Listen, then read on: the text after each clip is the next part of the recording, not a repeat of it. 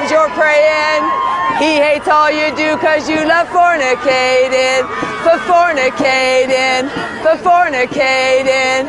He hates all you do cause you love fornicating. No hesitation, you got more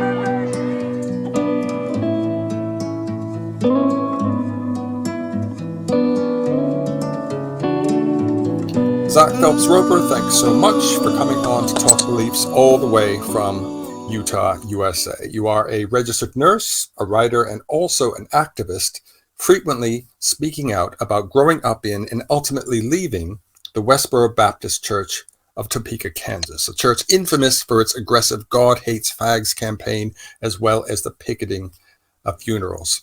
So how are you doing, Zach? Being a nurse in the time of COVID must be challenging, to say the least. So how have things been for you? Are things getting any easier as the pandemic subsides? Thanks, Mark. Yeah, so COVID has definitely made things more interesting. I had a long-term job here in Utah for about 3 years, and when COVID first broke out in March of last year, they shut down the facility that I was working for. So I did travel nursing for the last year in Washington State and down in Phoenix, Arizona.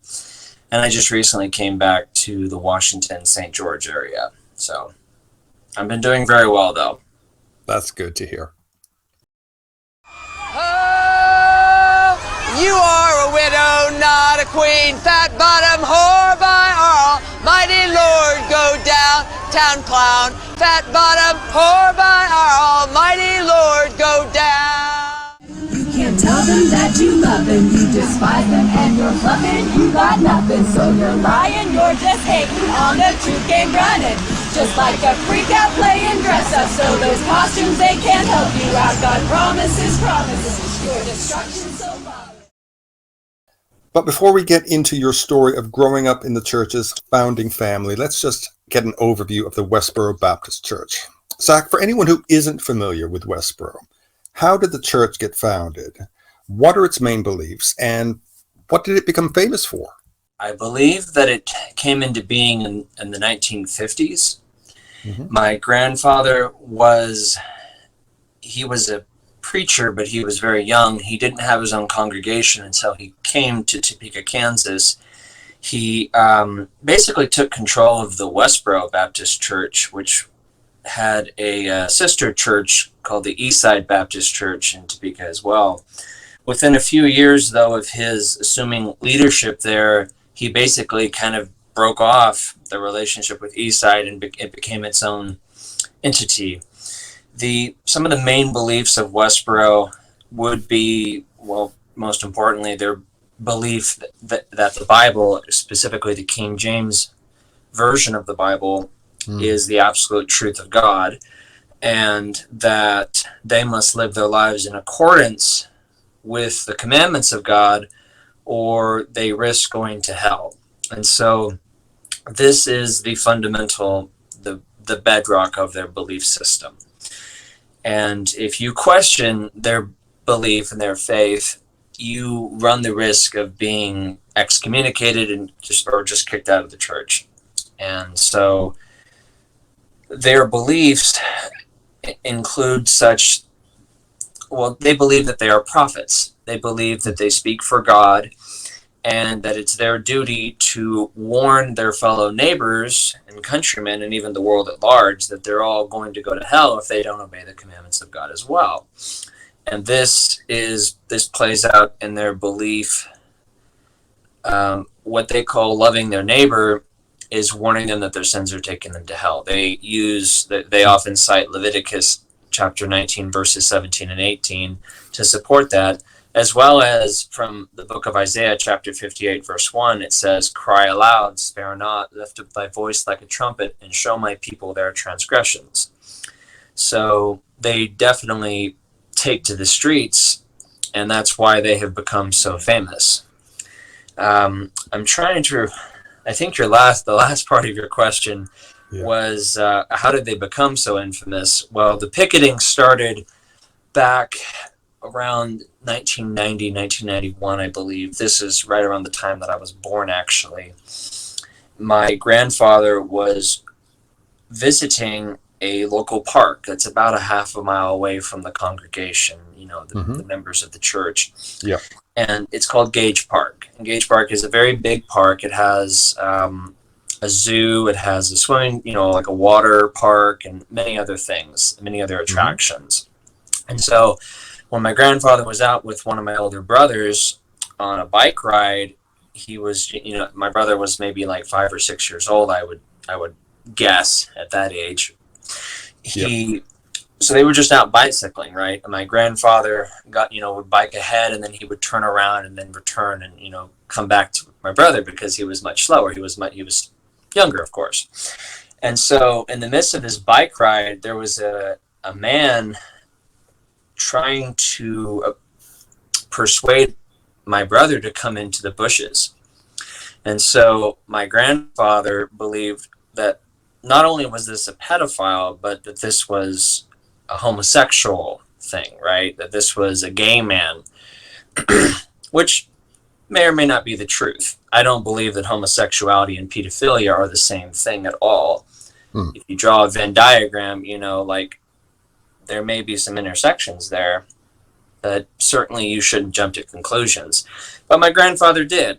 And so he knew that the park was a cruisy area, I guess, for homosexuals looking for just anonymous sex in the park at all hours of the night. It was apparently well known. There was like, like a pamphlet or some kind of a document floating around in the gay community. So it was fairly well known. Right. And so my grandfather first went to the local city council and asked them to do something about it. When he didn't get the response that he was looking for, he decided to go out and start picketing. And then he discovered that the other churches in Topeka were coming out against him because he was saying, he was calling out the gay community as these horrible people, right? And that God hates them. But all of these other churches came out and was condemning him because they said God loves everyone and you shouldn't be doing this.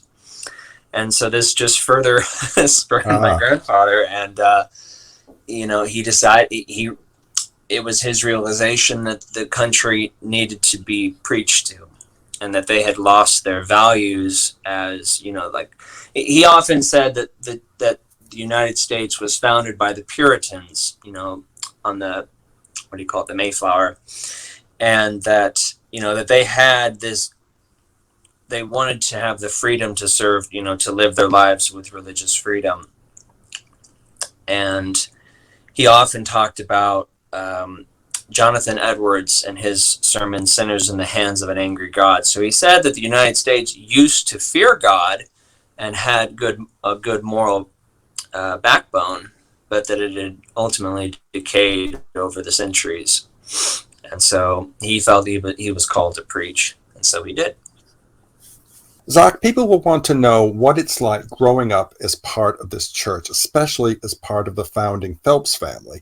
Now, you have 10 siblings, and a few, like Megan, have left the church and are speaking out about it. So what was the weekly routine for you when you were a child? How did it compare to that of kids outside the church? So yes, my childhood was in many ways quite different from other people my age, but in other ways it was also very similar. Westboro did shelter me from a lot of things.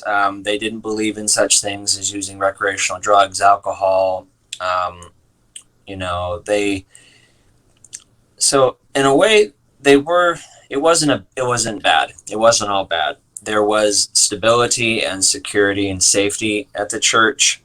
There was a sense of community, and you could go outside on any day of the week, and I could see my cousins out running on the track or like swimming in our swimming pool. All the church members have houses now that are all on about the same block of the neighborhood.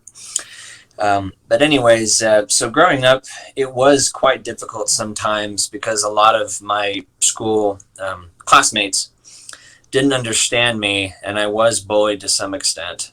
I believe that I did deserve some of that. Apparently, I I would say that I was kind of an unruly child in some ways. I got spanked a lot.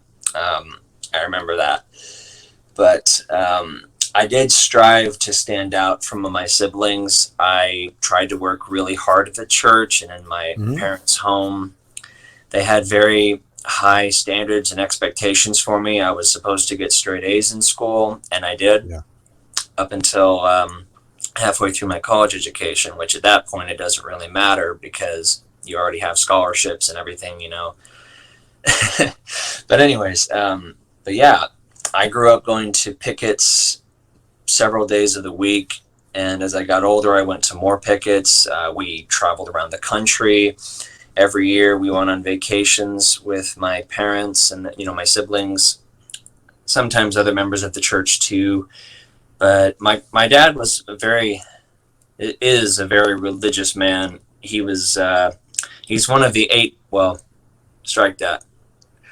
He's one of the 7 pastors that I know of at the church.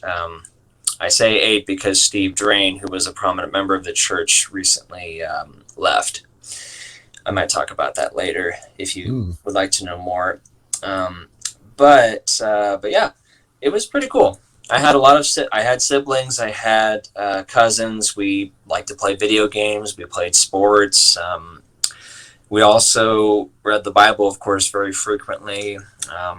Most nights growing up, we would read passages from the Bible. Sometimes we would go to my grandfather's, the church building where he resided, and we would study in his library on the 2nd floor of the church building. And we would just, he would talk about Bible stuff in addition to, the preaching on Sundays, which we always went to.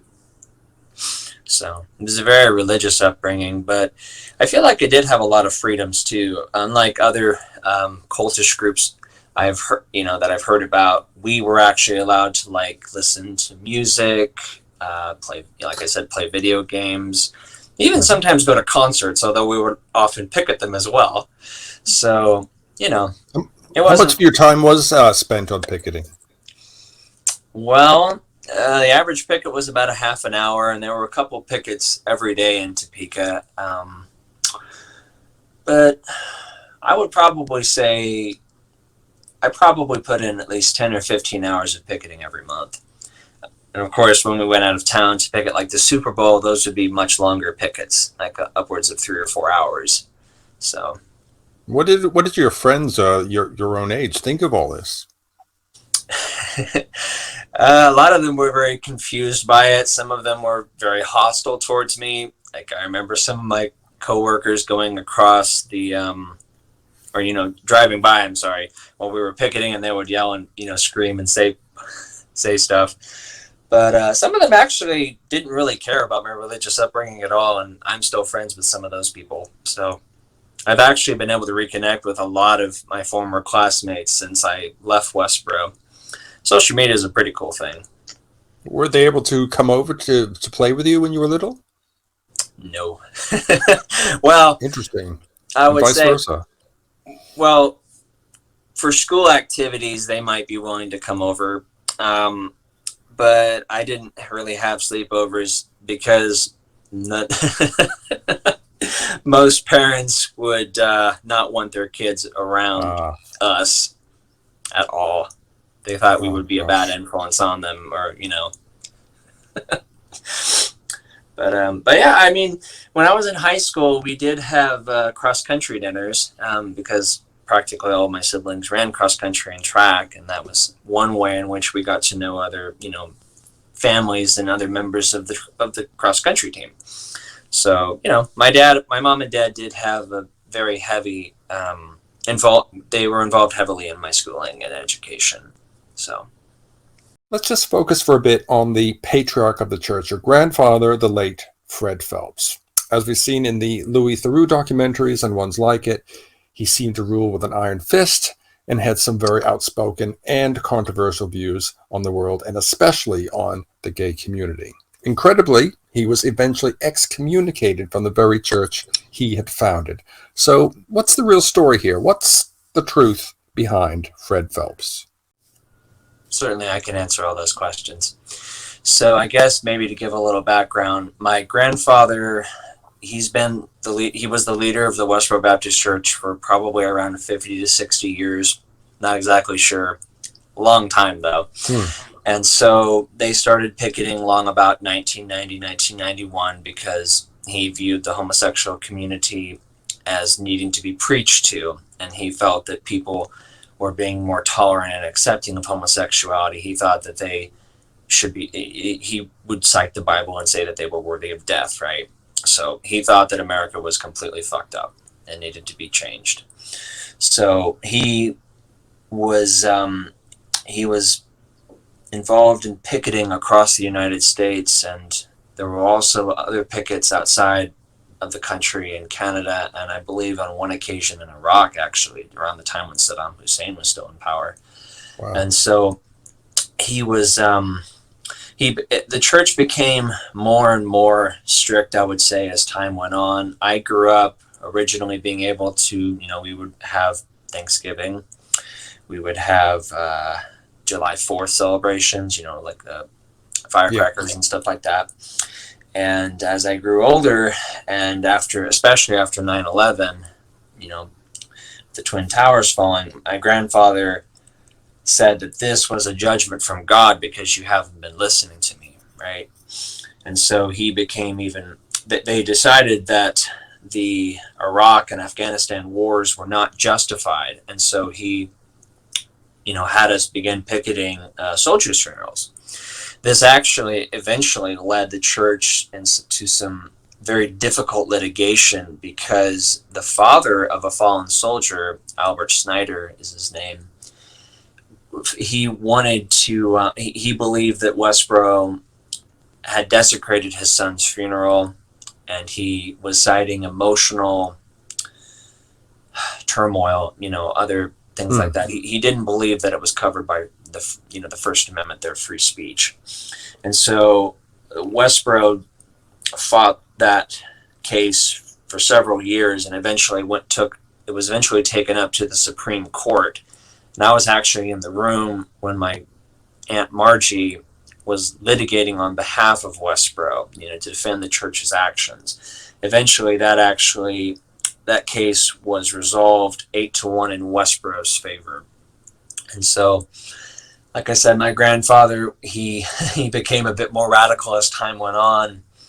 Long about in 2013, early 2014, though, things changed.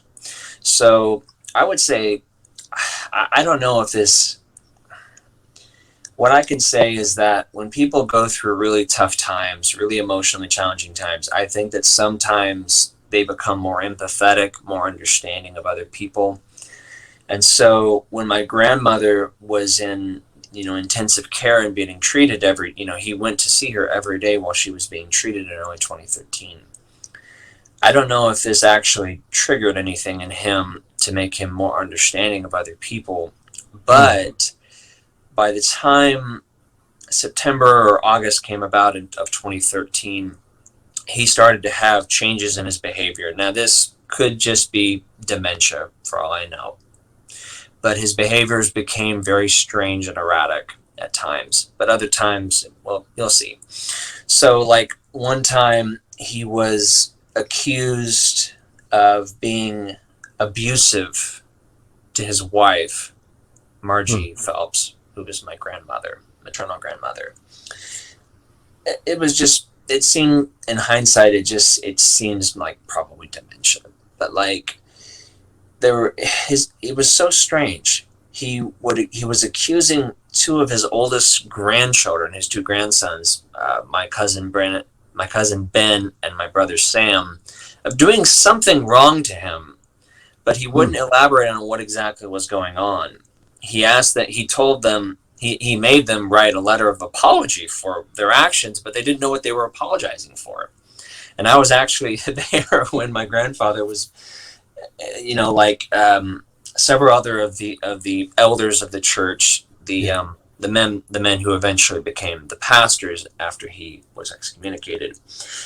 There was this meeting, just one of these, morning readings in his library, and they were asking, what's going on? What did we do wrong? Can you tell us anything? And he just wouldn't budge. It was so strange. And I remember my sister Rebecca saying, Gramps, if there's someone hurting you, you just tell, or if someone's messing with you, just let me know who to beat up for you and I'll go do that. And she said that in all sincerity and started crying actually too. So I don't know. I don't know if he actually was having maybe a change of heart and dementia or something, but it was very strange. But ultimately, the reason why he was excommunicated, even though all this other stuff was just weird and questionable, it was reported at the meeting where we excommunicated him. And I was involved in that too, because I was a member of the church from the time I was 13 years old to the time I left when I was 23. That it was told me in that meeting that he stepped outside of the front door of the church building, right? And he looked across the street and yelled, "You are good people," to this rainbow-colored house owned by a charity that is supportive of the LGBT community. It's actually a safe house for children who get basically kicked out of their homes because they come out, as LGBT or whatever, right? So these are kind people, I would say, but definitely not in line with Westboro's philosophies. And so at the meeting where we excommunicated him, they said that he had taken, he had joined the sodomites, the gay community, right? And that he was clearly not in line with their beliefs. And despite all of his behaviors, which would appear to me as a nurse in hindsight to be dementia related, he was basically shunned by the entire community and excommunicated in one fell swoop. He wasn't even allowed to be at the meeting where that excommunication took place, which is also weird because that's not the norm.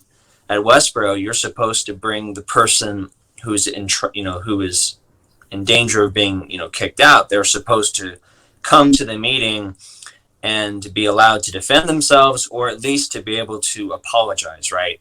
Or to have that opportunity. Perhaps if he hadn't judged the homosexual community and jumped to such conclusions, I wonder if he actually would have started picketing when he had. Although I will say this, his beliefs about homosexuality and about sin and God and the Bible, he probably would have eventually resorted to picketing anyways. I think that was kind of inevitable. He was too radical. He believed in his he believed the Bible too strictly to probably stand by and do nothing. And of course, as we all know, homosexuality and like gay marriage, etc., have become way more acceptable and tolerant within our country over the years. So I do think he would have eventually started picketing anyways. As you grew older and approached college age, you decided you would like to go into the medical world. Sadly, this wasn't encouraged, but this was just part of your transition into rejecting your family's teachings. Isn't that right? Yeah, so I'll elaborate on that. So around the time that I was 18 years old, I just graduated high school. It was always expected that I would be going to college, right? And the only options that I really saw as having, because Westboro doesn't really believe in having much freedom, and they want to make sure that we have a job lined up at the end of our education, which is not a bad idea, of course. That's immensely practical. But the only two opportunities that I really had was either becoming a computer programmer or a registered nurse. So I decided that I wanted to do nursing because I had a love for science. Still do. My favorite courses, in school were anatomy and psychology. So I thought it would be very interesting. And so while I was in college, I felt an increasing amount of pressure from my parents. I did not feel like I was being listened to. And I also just kind of felt like, I don't know, I felt like I was kind of being bullied a bit, actually. One of my uncles, and I think some other members of the church, were making fun of the fact that I was going into nursing. And in fact, were making references to Meet the Parents and the character of, what's his name? Gaylord Fokker, right? And so I felt very disrespected about that. And just kind of on a whim, I said, you know what? I want to become a doctor instead. This is how little I thought about the future, I guess, and what it meant for me. I don't know. I felt like I was kind of there were a lot of things about the outside world that I did not understand. I'm kind of glad that I actually didn't become a doctor, because I would only just now be finishing my education at the age of 30. But at the time, I was very frustrated, and I told my parents that I wanted to become a doctor. And so they told me flat out no. And they wouldn't have a discussion about it at all, because I asked, why not? They never elaborated. They just kept telling me to shut up and move on. And so I started to sense that there was something wrong there. It took me several more years before I actually decided to leave permanently. But over those next 4 or 5 years, as I went through college, it was, I don't know, I started to feel resentful towards my parents. I had more frustrations with them.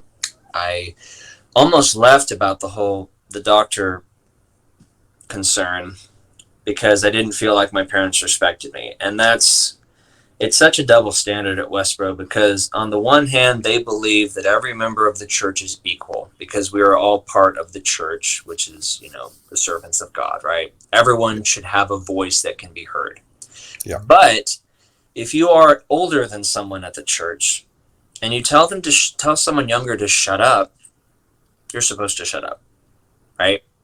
Like, there's no room to petition, it's very closed-minded, and it's very authoritarian at times, and even patriarchal, because women don't have as much of a voice at the church as men do. So not that equal then. Yeah, not exactly. And so I almost left Westboro because of that. I was packing my bags, actually, and this is so every time some member of the church becomes, in trouble, I guess you could say, not because the community wants to come around and rally around someone who's struggling. No, this is more of we're coming to put you in line and to shame you into changing your ways. And so at one of these meetings, all of these people were coming together and telling me to shut up and just do what my parents say and drop the issue without even talking about it. Nobody wanted to talk to me about the ramifications of becoming a doctor. It wasn't until a couple of days later that my grandmother actually talked to me about it and explained her position. But I might have left that day if my grandmother hadn't been called. They got her on the phone with me, and she told me that my family loves me and that the church loves me and they don't want me to go. And I was so moved by her act of kindness and that reminder of love that I immediately apologized to everyone in the room and in the hallway outside of my bedroom, and said that I didn't want to leave. That was the first time that I seriously almost left the church, but didn't quite go through with it.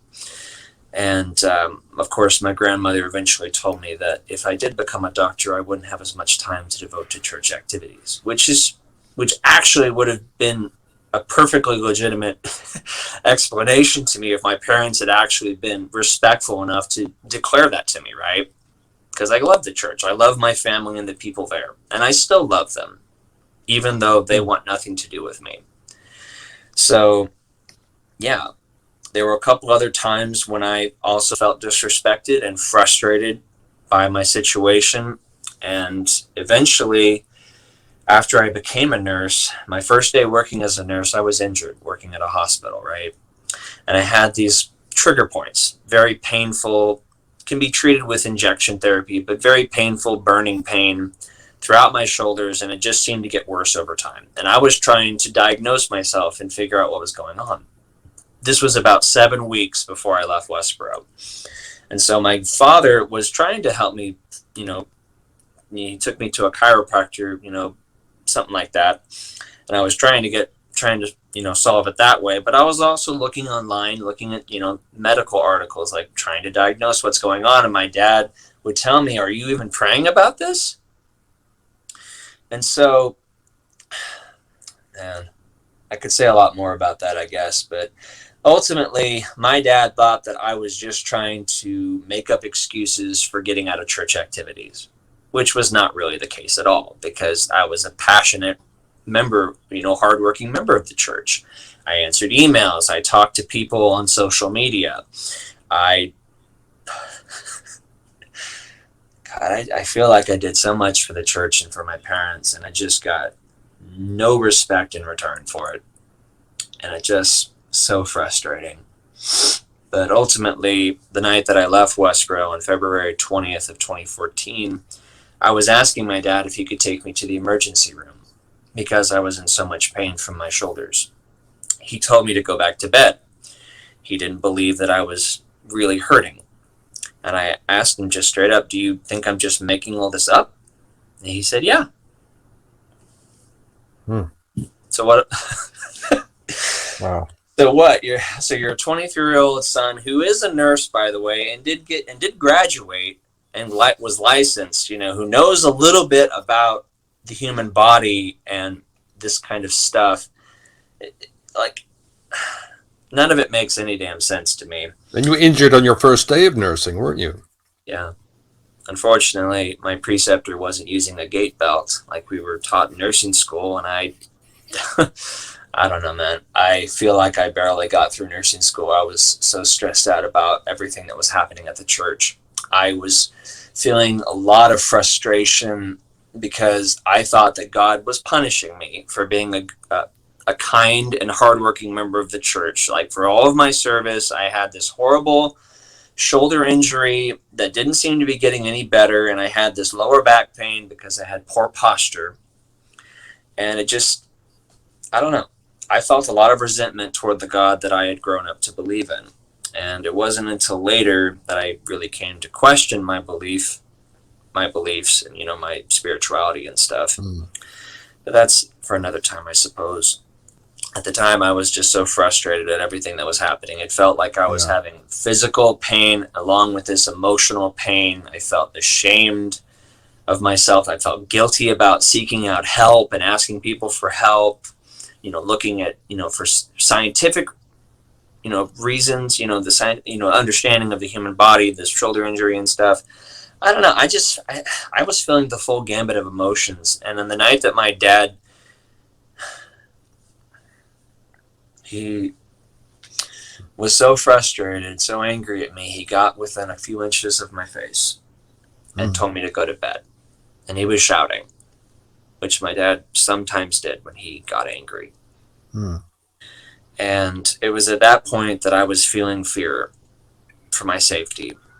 And despite everything that I was put through at the church, despite getting spanked regularly as a child, despite sometimes getting slapped across the face by my mother, having things thrown at me, I just had enough. And I said, I'm leaving. And that was it. Yeah. Once you were out, you began your life as a registered nurse. Your family had told you that the outside world was full of uncaring people who would never help you. But that didn't quite turn out to be the case, isn't that right? Yeah. So when I first, that same job that I got injured at, when I was being trained there at the hospital, they had this quote by Maya Angelou that still rings with me today. The quote was, "People will forget what you said, people will forget what you did, but people will never forget how you made them feel." And I think that's very true in my case. When I first left Westboro, or as I was leaving, I started to notice that there was more kindness and empathy in the world than I was experiencing at the church.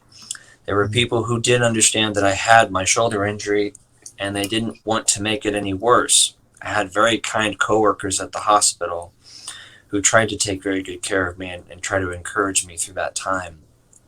And I was treated no differently because of who I was.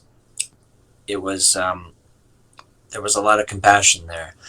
So when as I left Westboro, I started to reach out onto social media, I guess, and I was also reaching out to the news media, I guess, to tell my story and talk about my grandfather.